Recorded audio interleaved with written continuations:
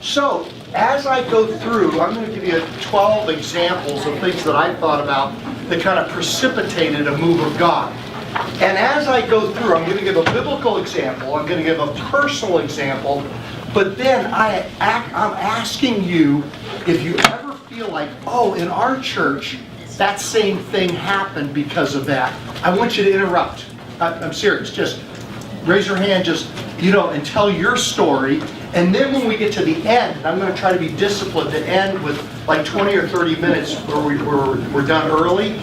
Then I want to hear from you all, like what things have you seen in your church or in your personal life where when you did this, it kind of seemed to open the door for a move of God. Does that make sense? So what we're basically, this session is we're really brainstorming to say, okay, God, it's totally up to you when you sovereignly move. But there are certain things I found in my life and in our church's life that when we did that, it led to a move of God. So this was very helpful exercise for me. I've been a lead pastor now for 40 years. And so to kind of have the opportunity to look back over those 40 years, it was really kind of a helpful thing. I'm kind of embarrassed I didn't do it on my own. Because, to stop and just kind of say, that's the advantage of those of you that journal. Does anybody journal in here? Okay, see, you guys are way ahead of me. I've never been a journaler. Okay, I like to talk, I don't like to write. So, but you journalers, you have an advantage because you can actually look back and say, hey, God moved in this situation. What preceded that? In my journal, what kind of things did we do in order to see that happen? Any of you ever heard of a preacher from Manhattan named Tim Keller? Anybody know Tim Keller? Okay, fabulous. We're talking one of the top 10 church leaders in America today. Just a phenomenal guy. And I grew up Presbyterian, and so he mentored my best friend, and then Tim Keller's best friend mentored me. So those are my roots before I got connected with American Baptist and then Transformation Ministry. So anyway, Tim Keller is arguably one of the top 10 church leaders in America today. Okay, unfortunately, he might be dying of cancer now. He's older, but dynamic, awesome story of how God used him. Well, he actually pastored the church plant for my home church in Hopewell, Virginia. And that's where I grew up, and Hopewell, Virginia is the armpit of America. Okay, we're talking the exact opposite of what's out that window. Okay, Hopewell, Virginia, chemical capital of the South. How do you like that? Everything was polluted. There's a smell to the city. They literally, our chant when we played them in football was, I smell, you smell, we all smell Hopewell. So, it just had this terrible thing. So, at any rate, so Tim Keller comes and he pastors this little Presbyterian church. Okay, I'm telling you that when you know what happened with Tim Keller eventually, people are blown away by this. Maybe that church grew from 70 to 80 people over the 8 years he was there. Tim Keller. I mean, that would be like saying, if you don't know Tim Keller, it would be like saying Rick Warren pastored a church, and in 7 or 8 years it grew from 70 to 80 people. You'd be like, what? Okay, I remember going to Sunday evening services there, and there'd be like 30 people there, and I'd be sitting there going, this guy's kind of good, he's really good, but 30 people there. So anyway, so then he goes to teach at seminary, Westminster Seminary, very kind of brainy, if you're Presbyterian, it's kind of a brainiac kind of seminary in Philadelphia. And everybody's like, oh, that makes sense. He's a professor, he's not a pastor, he's a professor. Which we all know as pastors is like the worst insult ever. That's code for their sermons are super boring. That's what that's code for. So anyway, so he goes to be a professor. Everybody's like, oh, that makes sense. Totally. But he leaves there after 2 years, goes to Manhattan in New York City to target yuppies, like, young, upwardly mobile, professional. Boom! The thing just blows up. Just unbelievable. Wow. Okay, so I'm sitting there thinking, he goes to this one church, and from a human viewpoint, very little happens, you know what I mean? Then he goes to this other situation. It was actually a church plant, so it didn't even come to anything. And the thing blows up. Okay, God must be sovereign in when He chooses to have things grow and when He doesn't, you know. And by the way, just a little bit of a pet peeve of mine is when we go to these conferences and somebody tells us these are the 10 steps for your church to grow. And what you don't know is that demographically 2 million people moved into their backyard in the last 6 years. You know, and they're like, hey, here are my principles. Oh, okay, well, here's my principle. Move to a place where 1 million people are moving in. So, did I sound better with that? You know, so, just forgive me on that. So God's sovereign, but what can we do? What are some things we can do that help us? And for those of you that just came in, interrupt me when you have an example from your church. Okay, so now I'm going to start with low-hanging fruit. I'm going to start with just super spiritual, just, you know, just stuff that like, duh. Okay, just like today, I loved it when he said that he was going to preach on, was it God saves the lost, or when only God can save the lost? He says that's like telling a group of Chili's employees, we sell food. So the first few ones are going to be like, we sell food, okay? But then I'm going to get into some weird ones towards the end. So hang with me. First 6, typical. Second 6, not so typical. Okay, number 1, an encounter with God's Word.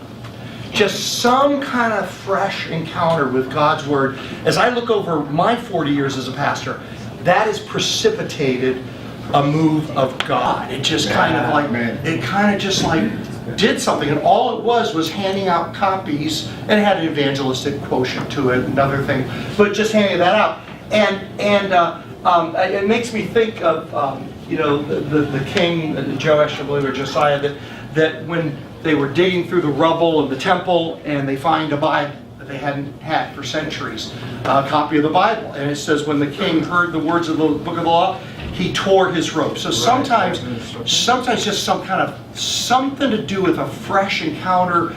You know, sometimes even churches, I've heard them, when they just do a Bible reading program for the first time, or just something of that nature, it just kind of triggers something new that happens. Second one is another low-hanging fruit, prayer and fasting. Just a period of prayer. Was that fascinating what Josh Hussman said? Did I understand him right to say the Hussites prayed for a century before they sent out any missionaries? Wow. That was crazy, wasn't it?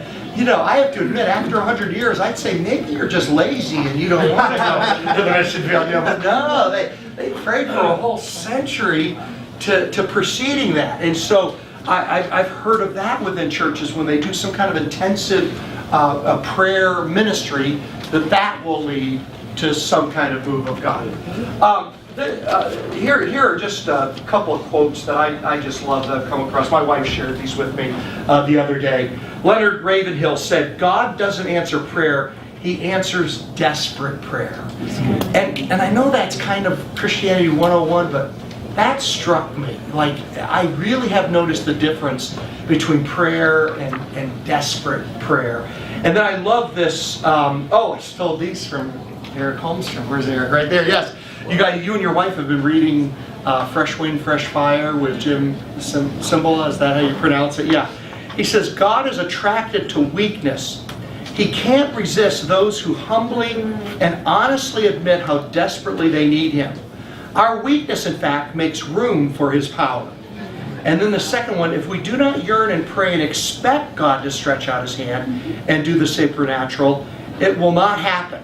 We must give God room to operate. And then the third one is a great cause. And I love this in the story of Nehemiah, where just some fresh vision, like a church plant. Some of you are in turnaround churches, where you're turning them around the direction they've been. Sometimes it can be a building program. Sometimes it can be you add a worship service. And so I've done 3 of these. Do any of these resonate with you? Do you have anybody have a story here about either God's Word, prayer, or some great cause that caused the move of God to happen when you took that step? Anybody willing to share something, break the ice on that?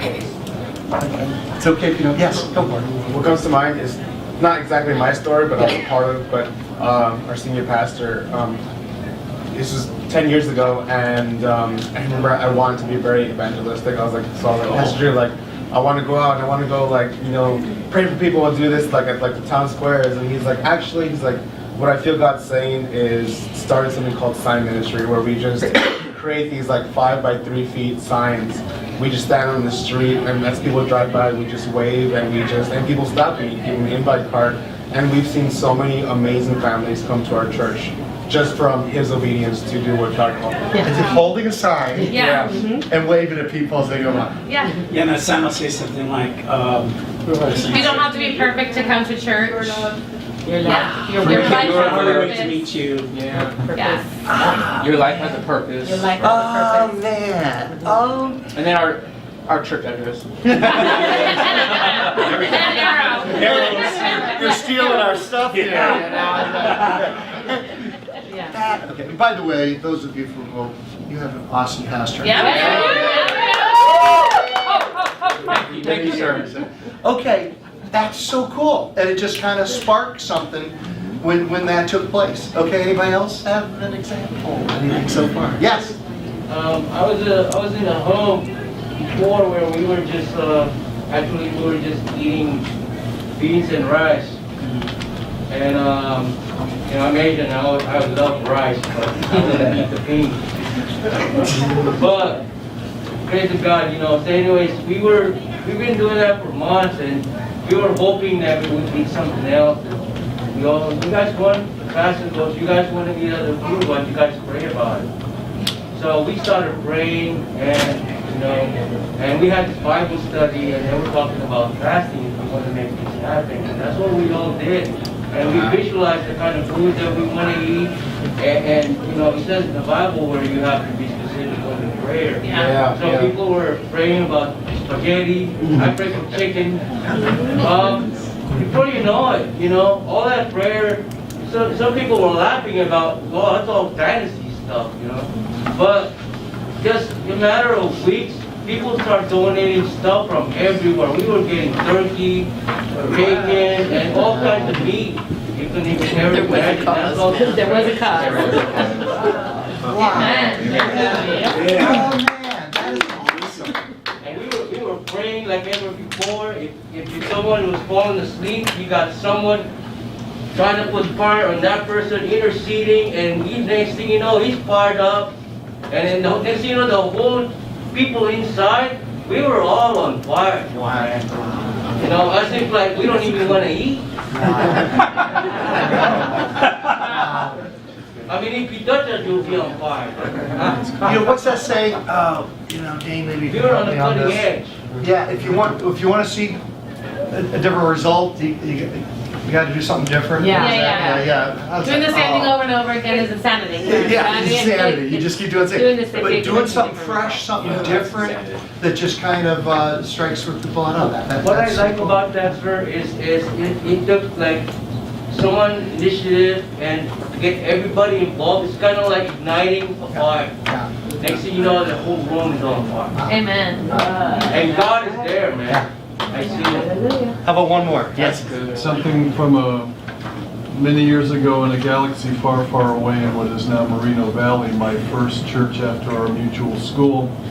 I had a course in Nehemiah in the city of Boston on Christian education, and part of it was to do a Nehemiah walk. And back then they were large rural blocks, so I went on a Nehemiah walk all the way around, and I met a refugee from Vietnam.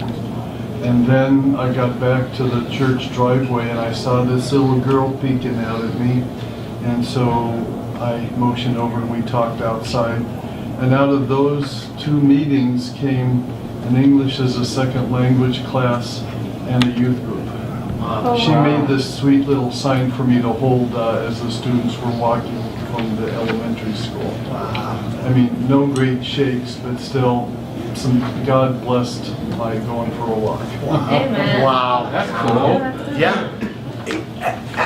Yeah. And some of the more traditional things, adding a worship service. I know at Center Point, you guys like add a worship service every month or something like that. But, you know, or a building project sometimes can do that. Yeah, they unify people, just that kind of thing. I mean, we've been doing these renovations in the middle of the pandemic, which we got a little bit of criticism for, because like, how are you spending money on buildings when there's so many people hurting around? But it's amazing. But by the way, we did it because of you. Ooh. I was gonna say, Yeah, it's our a story, wonderful time yes, to it's a build miracle. because nobody was there. We could be messy and Because it was dirty and empty. crazy. Yeah, it was awesome. Empty church means you Yeah. can do work. Well, no, I want to tease you right now. Because somebody said this is, how when you're this old, can you remember something that happened 5 minutes ago while you came into a room? But I can remember something you said last time we hosted Transmission Ministries at our church. You talked to me about there were some springs coming up through the sea. You probably don't even remember that. Yeah, you said, you know, you got a problem there. Well, I want you to know we fixed all those things. It took us Spirit like, of excellence. took us like 7 years, but you know. Yes, what you say? Oh, I was gonna say, well, when COVID was hitting, we wanted to build an outdoor patio at Hope Community, and we thought we didn't want to. Pastor Drew didn't want to put all that money into the building if we didn't have it already fundraised.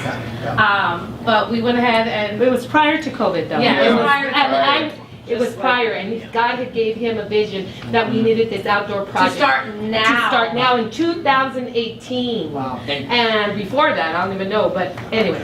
When COVID We only hit, missed 3 weeks and we of were allowed church. to do outdoor When they services, had to- thank God we built our patio because we got to do It opened just outdoor in time. services. So God told it to you ahead of time. Yeah, we gave it to him. And we did it at a time where now steel is like 5 times the price Yeah. and wood is 5 times the price. So we were able to pay for it Yes. at It a was great cheaper to price. borrow the money, because we never would have, you know, I mean, double, triple the Just to budget. get it done Yeah. quickly. Now. Yeah, think how much that saved compared to if you started the project No. tomorrow. Exactly. Yeah. Yes.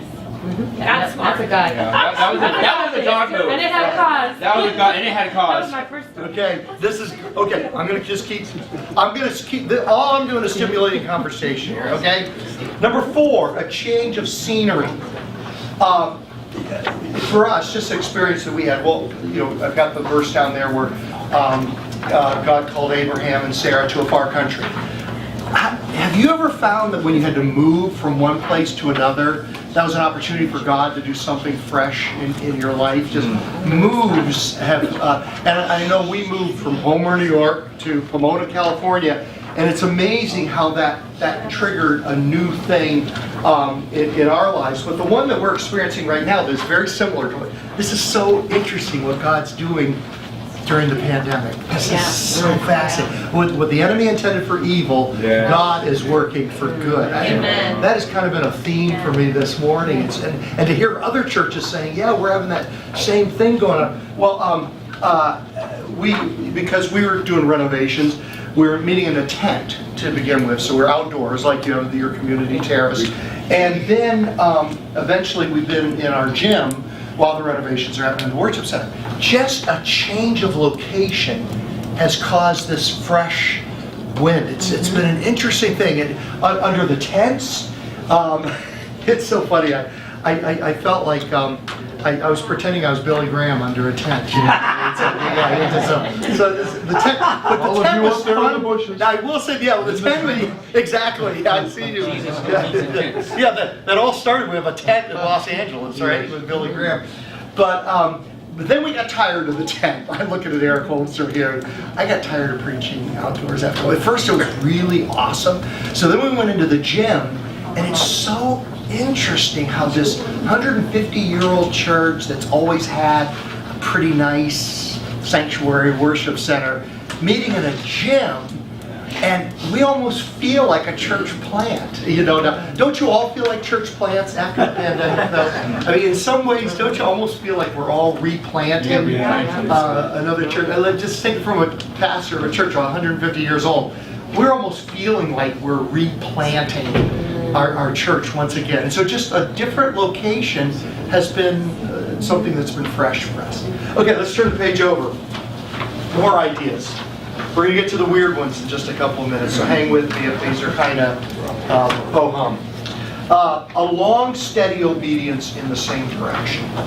And I think, when you talk about a move of God, we tend to think, oh, we had a all-night prayer meeting, and then this happened, or Josh Hoosman talking about, by the way, I'm such a cynic, this is so terrible. I had lunch with Josh, who was just preaching.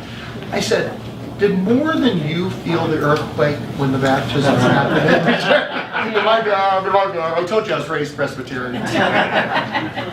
So he said, yeah, they all felt it. Is that the best story? Oh, yeah, that's They all felt it, and they were actually worried for the infrastructure of their church. Yeah. They actually got an engineer in to check it, because they had all felt this earthquake, but it hadn't, nobody felt it, and it didn't come up on the, we all, Californians, we have all our apps, right? You can know in 60 seconds if there was an earthquake somewhere, right? And so anyway, so we tend to think when we talk move of God, we're talking something that we do this, and there's this quick thing. But there's another whole story out there, which is long, steady obedience in the same direction. Just those of you right now, the pandemic is just one foot in front of the other. Amen. Just like, if there's been a theme this morning here at the conference, it's been hang in there. Hang in there, everybody. We're going to be okay. But, I found that so encouraging that other churches were feeling that as well. In Galatians 6:9, let us not become weary in doing good, for at the proper time we will reap a harvest if we don't give up. And my favorite example of this was, and you've heard this, so forgive me to do this to a room of church leaders. There's this amazing poem about just one set of footprints on the beach. No, just kidding. That's terrible. I remember once Kimberly and I, we were in our church back at home where we used to have open sharing time. And this one brand new Christian gets up there and goes, I just read the most amazing poem. And he proceeds to read footprints in the sand. Okay. If anybody hasn't read that, I'll show it to you. No, but the Chinese bamboo tree, That I think about that all the time in ministry, where what I understand, the Chinese bamboo tree, the farmer plants it, waters it, fertilizes it. After 1 year, nothing happens. Second year, waters it, fertilizes it, nothing happens. Third year, same thing. Fourth year, 5 things. Talk about insanity, doing the same thing over and over. Fifth year, seventh year, waters it, fertilizes it. It grows 80 feet in the air in like the next 5 days or something like that, or 5 weeks. I'm getting my time periods wrong on that. Just boom. And I want to encourage you that in your ministries, you might be like the Chinese bamboo tree farmer. Okay, you just plugging along, and in some areas, it just seems like there's no progress whatsoever. And I just want to encourage you, maybe not this side of heaven. Certainly in heaven, you'll see the reward of that. But even this side of heaven, it's amazing how sometimes you can just keep plugging along, and all of a sudden, there's a shift. And here again, I want to be careful because numbers discourage us as much as they encourage us. But when I was in Homer, New York, I still remember, kind of like Tim Keller in his first church, just year after year, and this is a tiny bit of growth. Like 7 years, and maybe it grew from 200 to 300 in like 7 years. And I remember, and it's so weird how the Lord encourages you in that moment. You look back and like, why weren't you more discouraged? I remember one time just feeling like, we'd grown one person in the previous year. It was like 259 instead of 258. And I must have been young and dumb, but I was just kind of like, yes! At least we're moving in the same direction. Yes! And be thrilled about that. And so for 7 years, it just, grew from 200 to 300. And then all of a sudden, in the next 5 years, in this little village of 3,500 people, it grew from 300 to 1,200 in next 5 years. Wow. And this village of 3,500 people, just boom. And so I always remember that. Not that has to be the the typical for us, but sometimes you're just plowing along step after step after step. And if anything, I can just say, encourage it. Don't be weary in well-doing.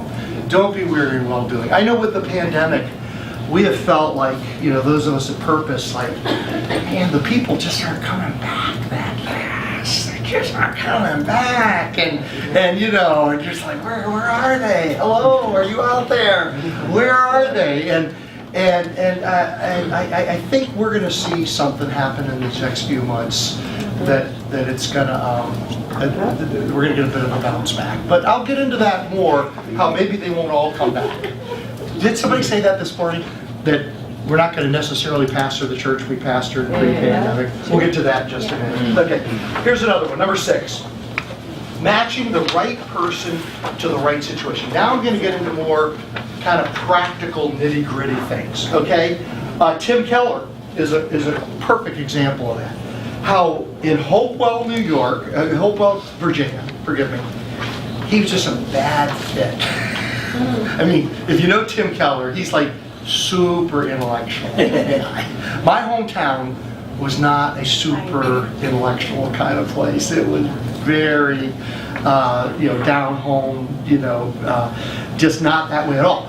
You stick him in Manhattan with all these sophisticated, educated, we call them yuppies, I don't know what they're called nowadays, with these single, highly educated, and he was a perfect fit. And so sometimes in your church ministries, you gotta keep fiddling with people or yourself until you get into the right spot before it takes off. And you just got to keep looking, where's that right thing that happens?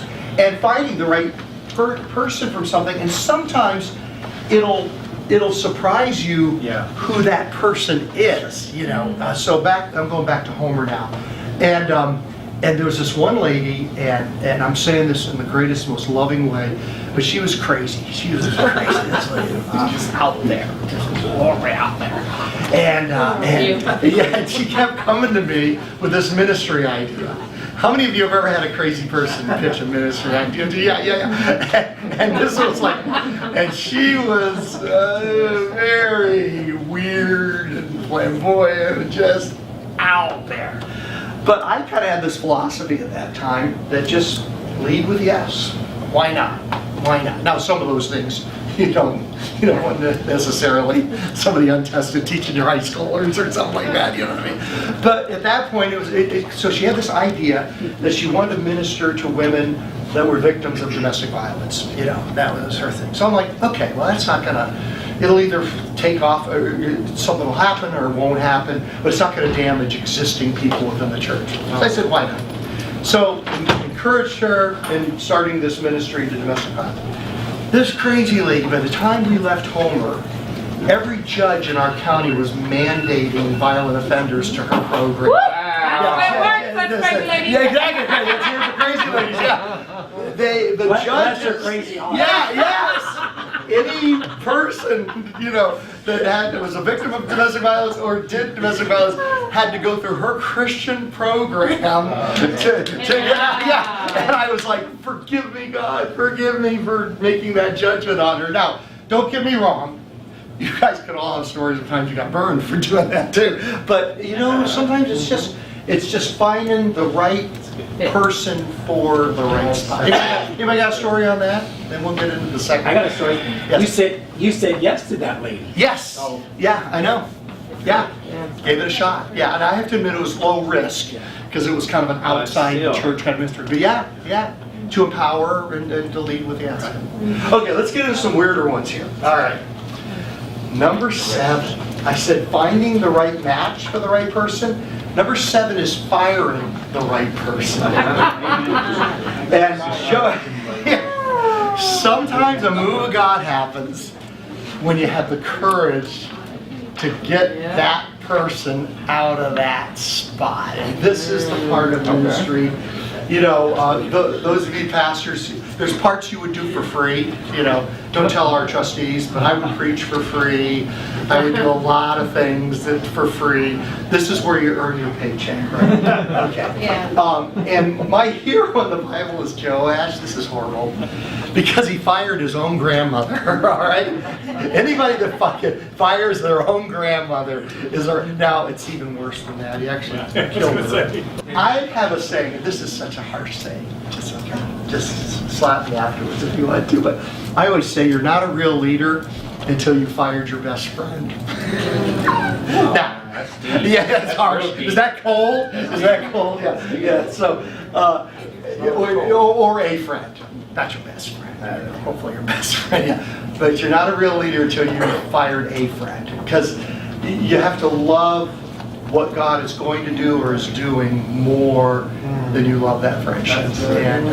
And that is the yucky part of ministry. But sometimes, we get super spiritual on things, and maybe God's just saying, and you have to do it the right way, and you have to do it the right timing. Don't get me wrong. And the people from Purpose, the staff is just laughing because I am like the biggest coward there is. I have the spiritual gift of conflict avoidance. It's my weak spot. It's my weak spot in leadership. I really hate conflict, and I just like So that's why you get a chief of staff. They do it for you. So Greg can fire my friends. But just to be kind again, loving people. And you know what I found is whenever you remove a person from something that they're not a good fit in within your church, that frees them up to do something that they. That's a blessing. I've got some situations where people are so happy now, And I have to admit, when I've been fired from a situation in church where they say, Glenn, we don't want you to do that anymore. It hurts my feelings. And I'm kind of like, I always wonder, did Moses cop an attitude with Jethro before he did what he did? Jethro, his father-in-law, told Moses how he should be doing ministry, then how he's I just am always curious. I want to get to heaven and see the videotape on that. Like, did Moses get defensive in the meeting with Jethro? The first time Jethro said, you should do this in a different way. Did he get like this and then said, no, you're right? I don't know. Maybe Moses was so spiritual. He was the most humble man that ever lived, right? So maybe he instantly took his father-in-law's advice. Yeah, maybe he took the advice and did it right away. But you actually bless that person because subconsciously they know they're not a good fit in that as well. Or you're protecting the sheep from a toxic situation. So anyway, so sometimes it's removing a person from that. Number 8, I just put this one just from our church's story. Now, 8th way to get God to move is to go bankrupt. There's a popular one, right? But what I mean by that is our church was facing bankruptcy back in 1993, and you know what? As a church leader, bankruptcy is your best friend. People are more open to change when they see bankruptcy. What's that proverb? I think the Message says sometimes you don't change when you see the light, but when you feel the heat. And in churches that face crises, our church faced a crisis where we had overbuilt a big sanctuary and weren't able to pay for it. And there was threat of the city repossessing it, turning it into a civic hall instead of a place of worship. And you know what? People are very open to change when you say, guess what? We either do this. The hardest thing in the world sometimes is success as a church, because it's so hard to get. What's the hardest thing is to get a successful church to change before they become unsuccessful, to reach the next generation. That is very, very hard to say, because everybody's like, look, it's working so great. And we're in that process now in our church where I've always transitioned the church to the generation that I myself am in. So in Homer, my job was to transition a church from a builder church, World War II generation church, to a boomer church. Wow. And then came to Pomona, again, builder to boomer, I'm a baby boomer. But now we're transitioning from a boomer church to a next generation. church, millennial, next gen, whatever, Gen X, whatever you want to call it. And so as a result, I can't fly like you're flying a plane. You just look out the window on a clear day and you just fly the plane. When you get into the clouds, you have to go by the instruments, you know, and my son's an air traffic controller, and he talked to a guy in a cloud up in Bakersfield and had a whole family of 4 die, you know, because they weren't instrument rated and couldn't follow his instructions as an air traffic controller in the middle of clouds. And so right now, I am having to ask those of younger generations to be my instrument panel, to say, tell me which way to turn here, because my instincts are they're not all wrong, but there are many things that are wrong.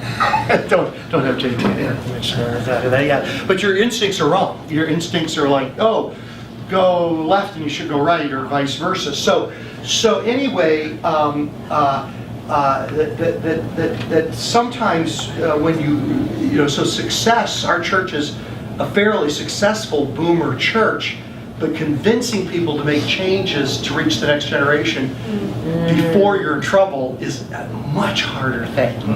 Much harder thing than it was before. You know, I found it so much easier to introduce change when you're facing bankruptcy than when you're successful. But you got to do it in order to be prepared for the next generation. You know, I don't think God means for our churches to die after one generation. You know. Okay, I'm going to go ahead and fly through, and then I'm going to give you the rest of the time to give ideas. So be thinking of ideas or different ones, either examples of what I'm talking about or new ones that I have not thought about. That leads perfectly into number 9. Set the stage for the move of God in future generations. You know, maybe what you're called to do right now is not necessarily to see a move of God, but to prepare a move of God that's going to happen in the future after you're even gone. You know, after you're gone, you're laying the foundation for the next team of leaders of a younger generation for them to see the move of God. And this is hard. You know, Andy Stanley talks about how the older, in general, and there's huge exceptions to this, I know, but in general, the older people have the money and the younger people have the ideas. And Andy Stanley even says something like, you don't get any truly fresh ideas after the age of 40, which I don't know if that's true, because there are all kinds of great inventors after 40. But there's some truth to that, that the young men and women are seeing visions, and the old, I'm just making this up, I'm making up scripture. The old men and women have the money, and the younger men and women have the visions. And you have to convince the older to fund the visions of the younger, which is hard, you know. I had somebody say to me a few months ago, you got to keep the tithers happy, you know. And he meant by that older tithers. You got to keep them happy. And I think that is like the worst thing I ever heard. I said, that is terrible to say that. But what you got to do is you got to motivate people that have the resources to fund those that have the dreams. And so, number 9, Psalm 78, we will tell the next generation, even the children yet to be born. Think of that. Your role in your church right now might be to build the foundation for there to be a move of God for children not yet even born. Think about that for a moment. You might be setting the stage for kids that aren't even born yet, in order for them to have a move of God. That's what David, I love how David, God told him he couldn't build the temple, but what did he do? God didn't tell him he couldn't do a fundraiser for the temple. And so he raises all the money for all these materials, even though God told him he couldn't do it. Solomon was going to build the temple, but he could still build the refuge for it, or the resources for it. I have this thing, and this is a little bit of a challenge to older leadership, and you take this or leave it, because this might sound too bombastic or whatever, but my goal is to retire with 0 chips, political chips. You know how they talk about, what's that old thing about church leadership? You gain chips. Dana will remember this because we were raised on this stuff. You get political chips. You know, every time you do a hospital visit, every time you do something that works, you get political chips. then you spend your chips to convince the church to do something new, and you risk your chips, and then if it works, you get more chips. If it doesn't work, you've got to build your chips up again before you can convince them to do another move. Well, my goal as leader is, you know, I don't want to retire and everybody's just singing my praises. Oh, how can we live without Glenn? You know what I mean? I hope I end on a good note. And stuff like Throw the bum out. yeah, throw the bum out. Yes! I've been asking our younger leaders, what are the, and as an old man, I said it inappropriately the first time.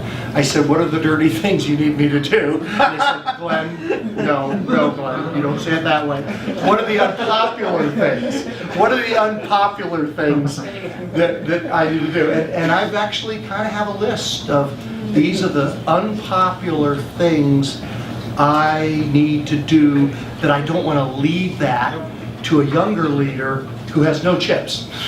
You know, why would I leave that unpopular thing? And back to the one about firing the right people, the younger leaders, man, if they try to remove some leader that's entrenched, it ain't gonna go well, you know what I mean? And it doesn't go well with me either, but it goes better because I've got 30 years of chips than it will with a chipless, I'm just making this up right now, who knows how this is gonna turn out, a chipless younger leader. Does that make sense? Yes. Yeah. Okay, let me just finish up because I want to save time for you guys. Number 10, you're gonna love this one. Another way to have a move of God, go through a pandemic. There's a popular one. We didn't have any choice in it. But I love this quote by Lois McMaster Suhold. Well, what is a blessing but a curse from another point of view? Yeah. And you know what, if we have time at the end, I'm gonna save some time. I'd love to hear some ways that you saw the pandemic as a blessing in your church, because we've seen the blessing in our church, some of us. I love this one, Mokahana. To a fireman, wind is a curse. To a sailor, wind is a blessing. Isn't that a great quote? yeah. I love that, yeah. And then T.D. Jakes, this one I like. Isn't it funny how something that will later be a blessing can be a curse if you get it too soon? Yeah, that's so true.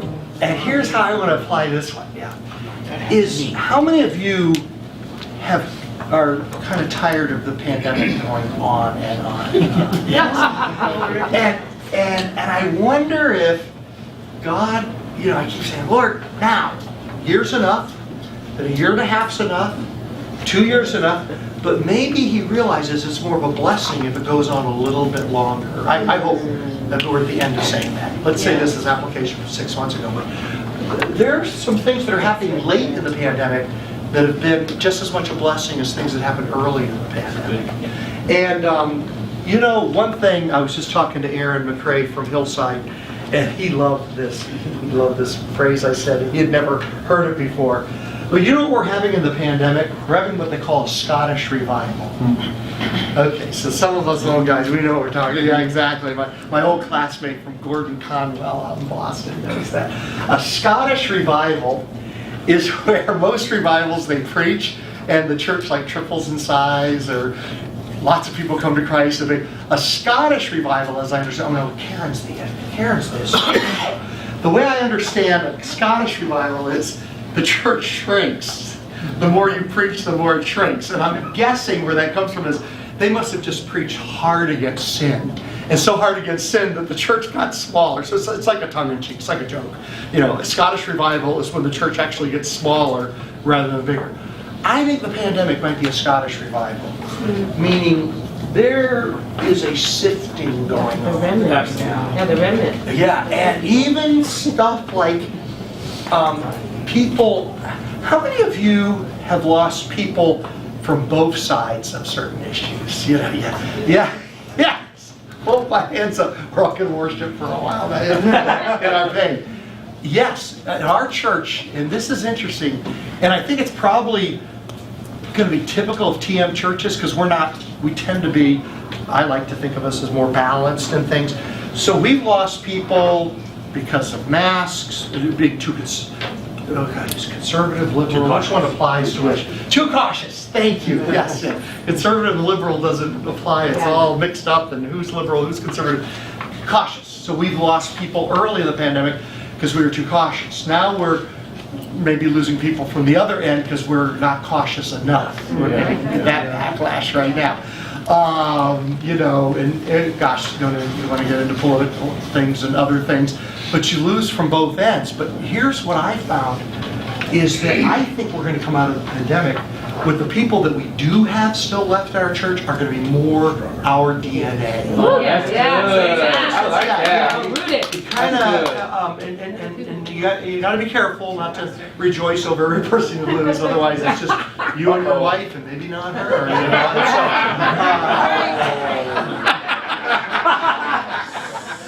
know? So you want to be careful. But I think there is a certain comfort in that. I have found, you know what, I think we're going to come out of the pandemic and we may be smaller. You know, we're going to be smaller. We're going to come out of it smaller, but the people we do have are going to be more unified vision. This is where we're going, and we're not going to get, you know, shot from the two sides. Because those have kind of. And then let's just say, let's be gracious. Let's say they just went to a church that was more what fits where they're at. You know, I don't want to be so arrogant as to think that anybody leaves our church is a bad person. No, they just, now they're at a church that better suits them. So there's this shuffling going on during the pandemic, and maybe when we come out of it, the body of Christ is going to be more well. Did I talk about getting the right person in the right spot? Well, that applies here, doesn't it? Maybe getting everybody in the right church that has the same vision, so we can march more unified and not always fighting with each other. Amen. That's good. Alrighty, okay, two more. Transition to an outward paradigm. I have found there's the parable of the lost sheep and the 99. I found that this is a major thing for a move of God, is to help, and this is an ongoing battle to get our people to think outward rather than inward. And that's just leadership. We're doing that all the time, aren't we? I love this quote by Andy Stanley. Every church's gravitational pull is towards the 99. You know, the 99 sheep that are already in the flock, the pull is always towards them because they're in front of us. You know, they're our friends. They're our board members. They're the ones that you're counting on to teach that second grader class on Sunday morning. You got to take care of them. And so it's always pulling towards them rather than the one lost sheep. And I love this other one by Dave Browning. He said, there are two tensions in a church, outreach and nurture.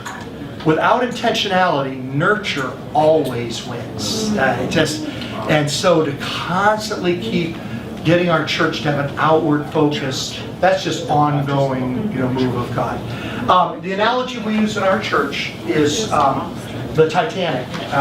When the Titanic sank, you've heard the stories. There were three groups of people. Okay? There were those drowning in the water. There were those that rowed with half-full boats as far away from the drowning people as they could get. Oh gosh! Just want to protect themselves. I don't want a drowning person swamping my boat. So they had half-full boats, and they just rowed as far away so they wouldn't get sucked in with the Titanic when it went down. They wouldn't get swamped by the drowning people. And then, now this part I'm kind of making up. I don't know if this actually happened. But then there were those, this is true. There were those that did go back and brought some people into the boat. Yeah. Okay, so there were three. So some that saved them, some that got as far away as they could, some that were drowning. And I think that's the three types of churches. There are some churches that are so passionate about identifying with the drowning people. They want to be like them. Hey, the more I can be culturally like them and I can remove the distinctives of the gospel so that I don't offend anybody. Those people, I think, get pulled in and now they become drowning as well. Yeah. Because they're so, and their heart's in the right place, but they're too much emphasis on love and not enough on truth. And so they get pulled in the water, so they're drowning, so they end up just part of the drowning people. Then there are those churches that just stay as far away from lost people as possible. Protect our huddle, let's protect our holiness, let's stay together. But we want to be the types of churches, don't we? That's what the whole morning was about. Getting close enough to pull drowning people into our boat, but not so close that we get pulled in ourselves. Yeah, that's good. Okay, and one last something, do something way outside of your comfort zone. come follow me, Jesus said, and I will send you out to fish for people. And, there again, just, this is more of a personal story. And this is good. We're going to have 15 minutes to get your feedback on any additional ones that you think of. But this is more personal. But, this is more not a church story, but our family story. My wife, Kimberly, and poor purpose people have heard this story over and over again. But I was single as a pastor in Homer, New York. And so I was 24 years old, single, not married. And third Sunday I'm there, Kimberly walks in the door. She'd just come to Christ at Boston University. And I'm like checking her out, which sounds creepy for a pastor to be checking out women. She was single, I was single, it was all legitimate, not creepy, maybe a little creepy, not a lot creepy. And so I said, man, I need to get to know her. She comes back the next Sunday, true story, with her fiance. Oh.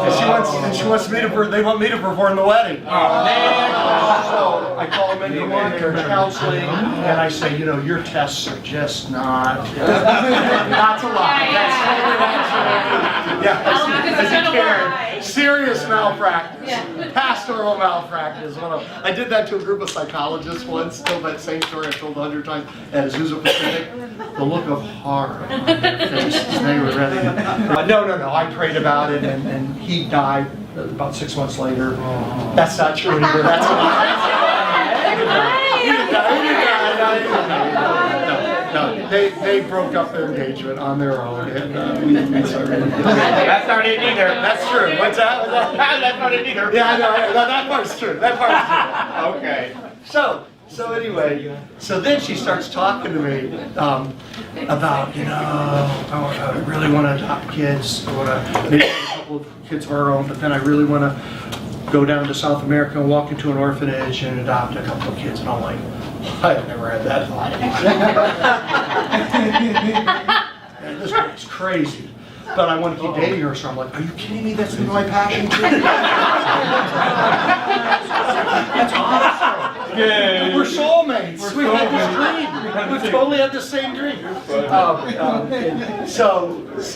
But we got married, we had a couple of girls, and I still remember she's sitting in the hospital with the baby, and then the 2-year-old Abby standing there, and she goes, we're going to go get our boys now. I'm like, wow, she didn't forget. I thought it was like a youthful thing, So we adopted a couple of boys from down in Cali, Colombia, when they were 6 and 8. And then we had foster kids, and we adopted a couple of them. So 4 of our 6 are adopted. And I'm telling you, that was never in my life plan. How many of you, your life has turned out differently than what you thought it was going to? The older you are, the more quickly your hands going up. Yeah. But it has been the greatest adventure. It has been wonderful, just wonderful. And and so why? Because it was something totally outside of our comfort zone. It was something I never thought to do. And yet sometimes that crazy thing, like you talked about with the meals, or like other people have talked about examples, that can be the thing that triggers something that God does, that's a move of God, especially. Other examples, either examples of the 12 that I gave you, or ones that are not in there. Yes? A Scottish revival in West Virginia. A Christian leader decades ago visited a church in the Appalachians, and it was full, it was rocking and rolling, and the Christian leader went up to him afterwards and said, what did you do? He said, well, our previous pastor left, and I was a deacon, and no one else would preach. And I preached that church down to 10. And he built up. And then it built up after that. That is a great example. Somebody's going to preach a church down to 10.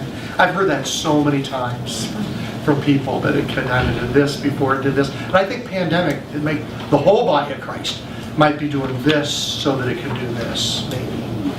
Yes? Yeah, Glenn, this was from one of my friends, so I can't take credit for it, but he reminded me on the outward focus thing. He challenged us a while ago for me to lead my staff through this question. We call it the Luke 15 question, is how much time and energy do we want to spend welcoming the prodigal home versus convincing the older brother to join the party? And so we had a conversation with staff about that question to define if the next season of ministry, is it going to be about trying to convince people who left the church to come back? Or are we going to welcome the people who are lost that want to come back? And it started to change the trajectory of what we were focusing our energy and attention and money on. That is the coolest thing. I can't take credit for it, I just did it, but I thought it was brilliant. Yes, that is such a good question. My goodness. Yes. Oh, let me go. Somebody hadn't done it yet. We're gonna say, yeah, go ahead. I was going to this church that, and I'm hitting number 7. Yes. Firing. Yes, yes. Oh, yeah. So I was going to this church back in 1998, and it was building about 100 new people every month. Oh, good. And we got there when it was 1,200 people. By the second year, it was about 4,000. And then within so many, now the pastor was doing 5 services, 2 on Saturday, 3 on Sunday. And then something occurred with his best friend was the pastor, was his second in command. And he did something that he was not supposed to do so you're never supposed to have be with a woman